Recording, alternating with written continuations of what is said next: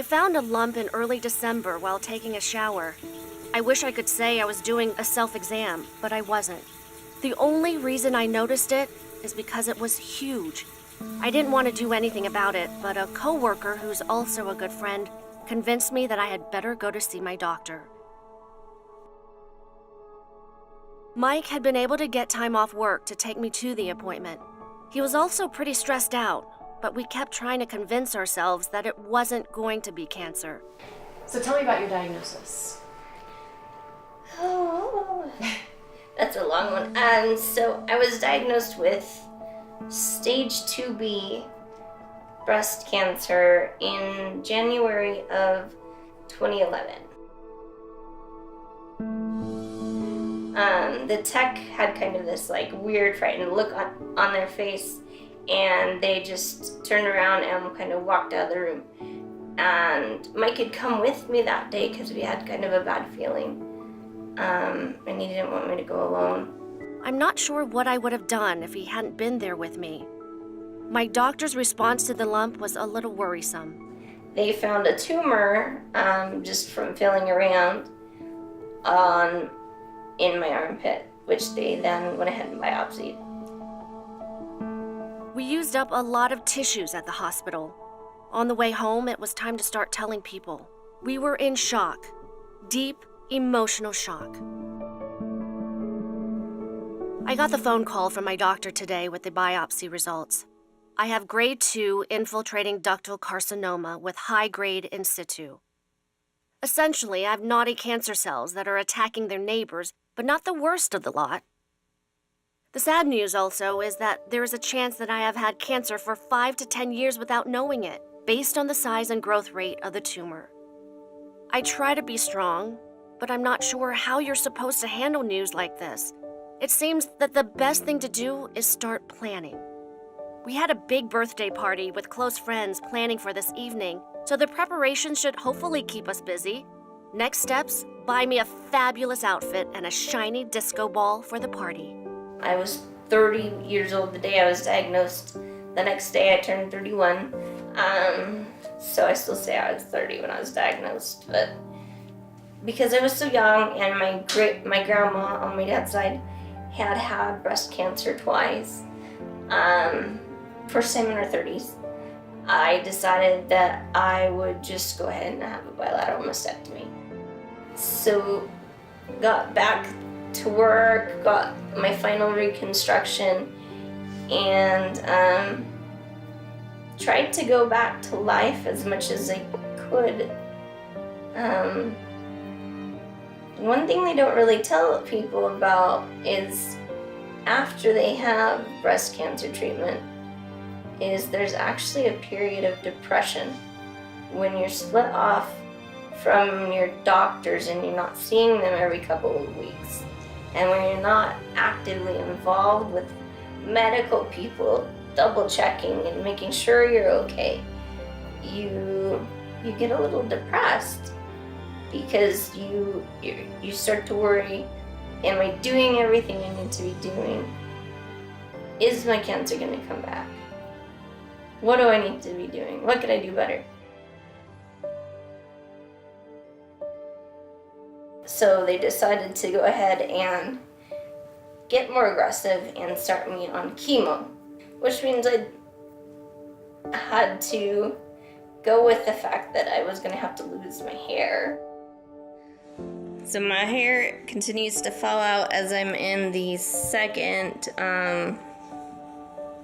cycle of my Taxotere, but it looks like it's slowing down a little bit, but I don't even have that much to lose. I mean, I'm starting to have bald spots, but I'm trying to sort of wear hats over it and have a little bit of bang poking out so I can pretend like I have hair, but I'm leaving tufts of Mandy hair everywhere I go.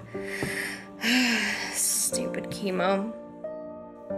The hair coming out didn't quite happen as slowly as I thought it would. This morning I had to empty the drain 3 times to finish showering. It had started Thursday, but by Saturday, huge chunks of hair came out all at once. I've been wearing hats to try to keep the hair dispersion down.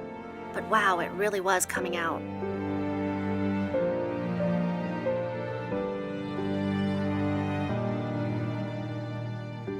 Major life events such as being stuck as the caretaker for your sicko wife can tend to put quite a strain on a marriage. On top of being forced to quit smoking while you watch your wife go through rounds of tests and getting bad news on top of more bad news. It's a nightmare.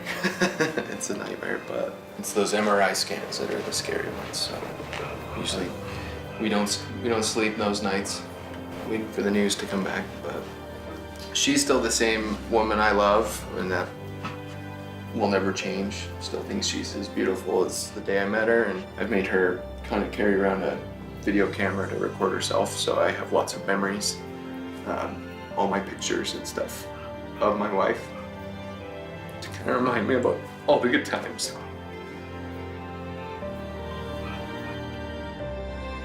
My husband makes me feel just as beautiful to him as the day I found out I had cancer. I can't tell you how much that means to me. When I get home, I take off the hat and sit around in a tank top with a bald head because it makes me the most comfortable when I'm exhausted. And Mike makes me feel just as loved and just as lovely.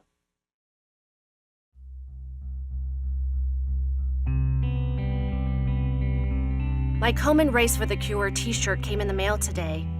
I pulled it out and looked at it and sat down and cried. It says Survivor on it. I don't feel like a survivor. Talk to me in a year or two, maybe I will feel like I survived. Right now, I'm just fighting to make it through each day. As much as I'm tempted to sugarcoat my entire breast cancer experience and convince everyone that everything is hunky-dory and that I feel fantastic, I don't. This week has been hard. They told me that the chemo would have a compound effect and get worse as time went on. But who wants to listen to doctors anyway? What do they know? Apparently, a lot. I am exhausted. I was told a side effect of chemo is fatigue. Fatigue sounds like being tired. We all get tired. It's not. It is a deep exhaustion that penetrates every fiber of your being. I have never experienced anything like this before chemo, and I hope I never have to experience it again when it's over. It's more experimental. It's experimental at the U. Depends on where you go and who you talk to. But some places they put a port right in your brain, which I reach up and rub it all the time, subconsciously. But it's a kind of a little bubble that comes out right here. And it has a little tube that drops in between the hemispheres of my brain. And so I get chemo that's approved for going into your brain, and I get that twice a week right now. And so my entire life feels like it's consumed with going to hospitals and getting chemo. I feel like my vain attempt at normalcy has left me a bit surprised that life may not be what I had hoped it would be. I want normal. I crave normal. But life after cancer treatment is not normal. I think it may be that it is an unusual kind of lonely in the normal world. You feel alien, not quite like other people. It could be because you spend a long time ignoring the fact that people notice you in public without eyebrows, hair, and wearing a hat. My social skills don't seem normal. I'm a bit more skittish. I care more if people like me. I worry that I'm doing something wrong, and I'm more self-conscious than I have ever been. I've lost a certain level of my confidence. I find myself talking about having had breast cancer to strangers. I don't know why. I look normal enough these days that no one would know any better. I lack some of the patience I used to have. I'm quick to anger, although the fact that they have been messing with my hormones regularly with treatment does not help my level of emotional control. I still can find myself struggling to concentrate on occasion. I was speaking with my friend Michelle about the fact that I haven't been able to read an actual book since I was diagnosed. My brain won't let me focus on it. I know that completing cancer treatment requires emotional recovery along with a physical recovery. but I'm just not patient and want my world to be what it used to be. Hopefully, I will grow accustomed to the new normal soon. Doctors are human beings. Medical is called medical practice for a reason. They don't always have the answer. Sometimes it's shooting in the dark, especially with cancer. Everybody's a unique case.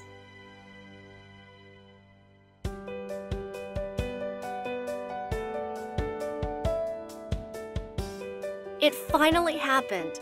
The trip to Europe that Mike and I have been putting off for almost 10 years. We have been saying since we initially met that we would go to Europe together, and it never quite worked out. Work, money, life always got in the way. I am absolutely blown away by how many friends, family, and people I haven't met were willing to help us in small and big ways to make this dream a reality.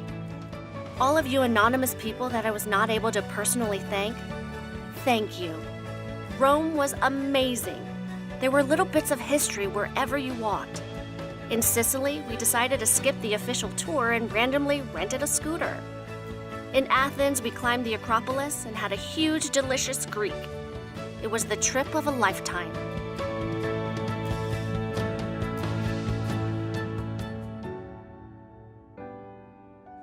Sometimes I feel like I am in the deep end of a pool, looking up at the colorful bodies swimming around above me and wondering if or when I should go up for air. This past week, I feel like the water is getting deeper and deeper, and I'm sinking further down. Gasping for air and not knowing if I can get back to the top as I sink into the darker water. I am tired of pain. I hurt everywhere. I don't understand why I hurt. I am tired of feeling like a pill popper when I take pain meds, but I don't like being in pain. It is a weird and embarrassing reality. I have a pain specialist because I've read several studies that having somebody responsible for pain outside of your immediate medical team can extend your life by at minimum 3 months, which sounds interesting and off, but it makes sense to me being in that environment because, again, it's somebody who's focusing on my quality of life and am I doing the things that I want to do, and what do we need to change in order to make sure that I can have the lifestyle I want while I'm going through treatment, because nobody's expecting me to come out of this on the other side, I guess. Happy rainbow. I'm waiting to hear when I'm going to go in for a biopsy, and my radiation consultation is on Thursday. They want to shrink the tumors that are causing me pain. My oncologist will get the rest of the plan together once they know what the tumor cells look like at this stage. The report is titled Indication Breast Cancer Restaging. So here it is, folks. I am stage 4. Mike and I had to kind of close ourselves off to the world last night for a bit in an attempt to process the news. I am mostly confused on how I had cancer progress so much in the last 9 months. I'm scared because it progressed that fast. All of the time I thought I had is ticking away. Of course I'm going to do everything I can to stay here with my handsome husband, my awesome friends, and my amazing family as long as possible. Once you hit stage 4, there's what they can treat stage 4, but there's no cure for stage 4. And there are a lot of women that they treat that live a long time on stage 4, and there are a lot of women who they treat and that die fast on stage 4, and you never know which one you're gonna be. And so we've spent the last couple years watching my cancer spread throughout my body, into my brain, and my cerebral spinal fluid, and now it's throughout my lung, and this, the lining in my lung, and the lymph nodes throughout my heart. So I pretty much have it. Oh, and my liver, I pretty much have it anywhere that's kind of a standard for breast cancer. And more. I win. I have bingo. I have cancer in my brain, lungs, liver, and bones. No one is handing out prizes, and all of those studies that they complain they can't get enough people to enroll all turn a cold shoulder to me now. I am breast cancer trash, dying too soon to be worth a test, which leaves me with only one option: chemo. The kind that makes your hair fall out on your pillow, the kind that makes getting out of bed hard in the morning, the kind that makes you lose the ability to feel your toes, the kind that erases your memories and makes you think slow, the kind that requires you to take energy meds, the kind that makes it so everyone in the world knows that you do, in fact, have cancer. People will ask me, when will I be done? The answer is never. Treatment never ends when you have stage 4 breast cancer. The question posed is, do I want to see the cancer shrink? Do I want to have a good quality of life? Or am I ready to throw in the cancer towel, hang up my hat, and join the land of hospice? Today, I want the cancer to shrink. I want it to go away. I did a pretty big update on my blog after my official metastatic diagnosis, where I built the Mandy list. Because I wanted to sort of challenge myself to look at some of the simple things in life and find enjoyment out of them, or force me to try, complicated to not less complex things. Something as simple as sleeping in a hammock under a tree, or traveling to Europe for 3 weeks.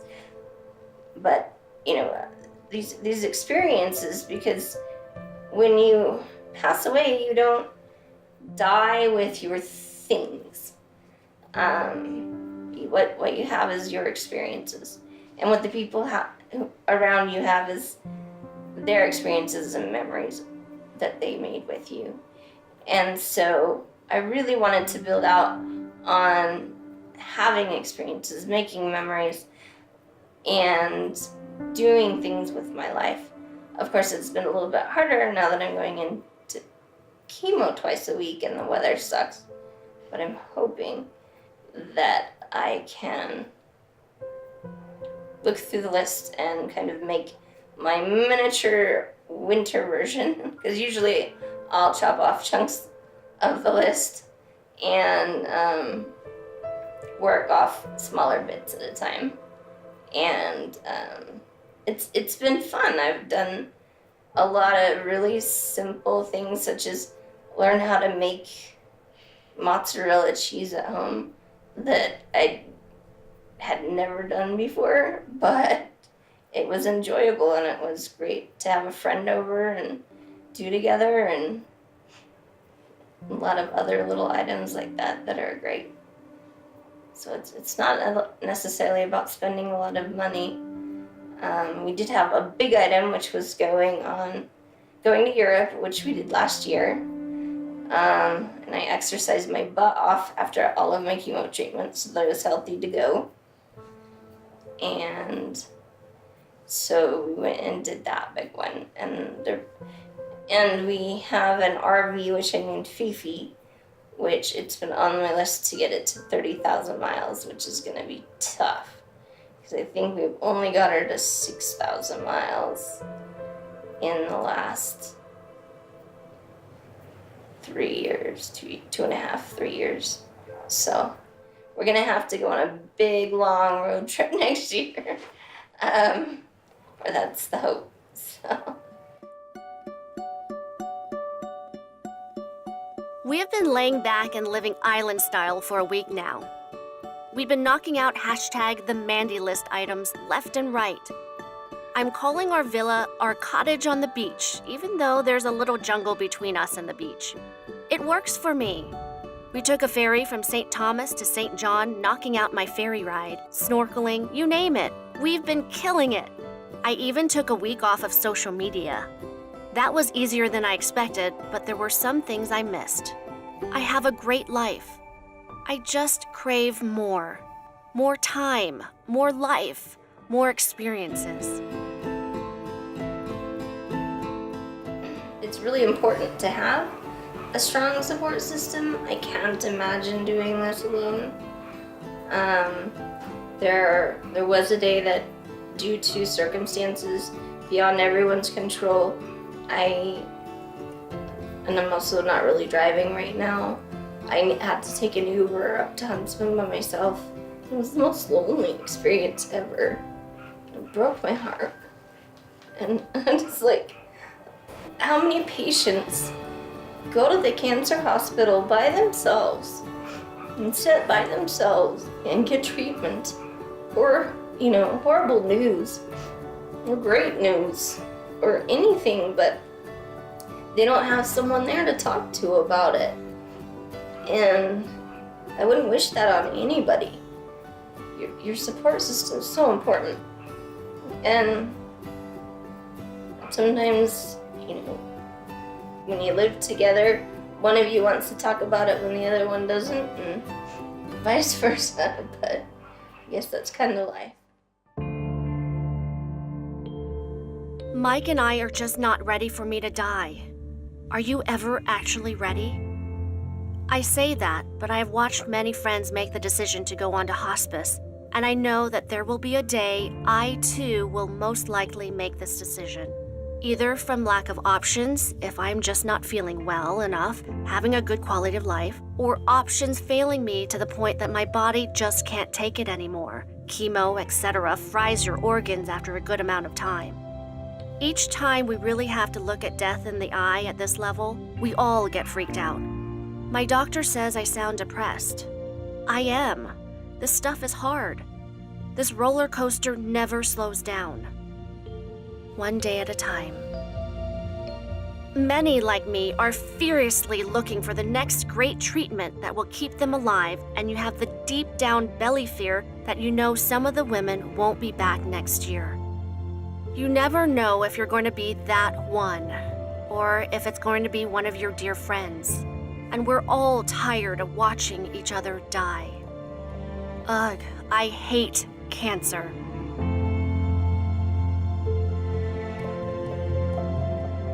How to live hasn't been something I've struggled a lot with. How to find time to do all of that living seemed to be the question. This week was the first time I felt like I truly fell down. I fell and am nursing my hypothetical bruises. The bruise has branched up around my heart where they sit. Dark veins telling me to give up. I don't want to give up, but it murmurs in one tired ear while my fingertips brush it away. My entire life I have battled with a deep depression. The voice telling me I'm not good enough. I will never be worth anything. Why do I waste my time trying? Mike helps me keep my head up, but weeks like this where I have no control and I am so weak, I just start to drown.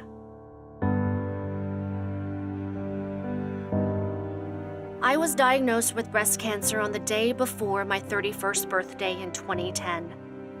My 5-year cancerversary came and went last winter. I was so sick I hardly knew what was going on. When my pessimist comes out to play, this year it kept telling me that I probably wouldn't see another Christmas. This would be my last summer of fun with Fifi, and I was headed out after rounds of bad news and more bad news. It was nice to learn that that little voice in the back of my head is incorrect. I survived the year, but I watched a lot of wonderful women and men die throughout the year. 2016 felt like a big year of metastatic breast cancer deaths. The longer I am in the metastatic community, the more people I know and love will pass away. Someday, I will be the person that is the part of the community that passes away unless we find a serious miracle soon. The day I was diagnosed with breast cancer, I started to write Darn Good Lemonade, which is my blog.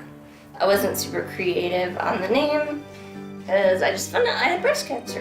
And I figured I should make some darn good lemonade out of the fact that I'd been diagnosed with breast cancer.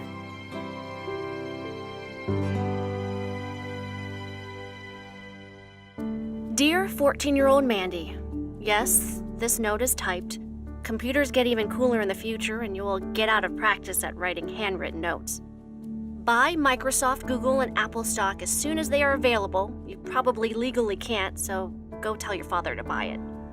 Life isn't easy or fair. Don't expect it to be.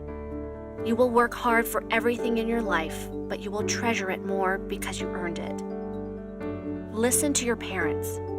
It may seem like they are out to get you, but really everything they do is because they care about you. It is going to take you another 8 years or so to figure this out. There will be a day that you will need them more than ever. Maybe more than just one day. Treasure them. Along with your brothers, family is important. Don't be in a rush to find Mr. Perfect. Spend time with friends and goof off. He will come along someday, and he will be the best thing ever. You won't be able to imagine your life without him, and he will love you even though you aren't perfect. Even though you like to think you are, you will just know when you meet him. Trust your heart. He will be your rock. He also is better at vacuuming than you. Figure this out early on. Never, ever, ever, ever give up.